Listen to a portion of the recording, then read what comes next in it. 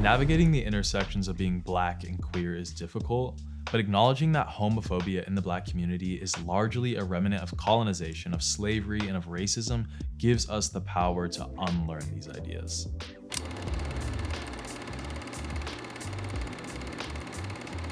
Historically, when Black people are given autonomy from forced ideas and culture, given our own freedom and spaces to thrive independently, queer expression and acceptance naturally flourish.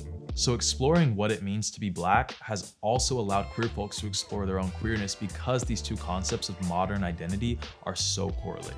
During the Harlem Renaissance, also regarded as the New Negro era, Black people were newly navigating living independently of slavery and of whiteness. And when we finally got the chance to redefine what it meant to be Black in America, queer people were included in that vision. Look no further than Black ancestors whose openness about their identity was enabled by this distinct time of Black cultural freedom. Ma Rainey, known as the Mother of Blues, was open about her relationship with women to her colleagues, and she began referencing her relationships with women in her songs during this Renaissance.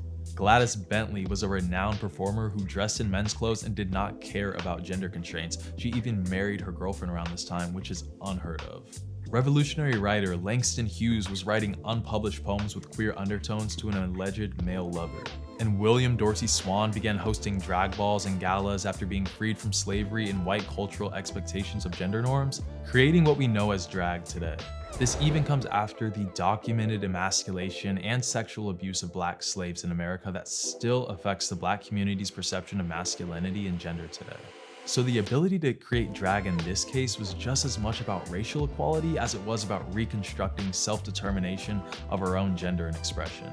Even before the colonization of Africa, African societies were documented as having a range of gender relations and expressions. So we see that when Black people, untouched by colonization, traumas of slavery, and assimilation into white expectations, we are pioneers of gender expression and sexual liberty, and it should show us that any lasting homophobia can be unlearned because it's not consistent with who we've always been.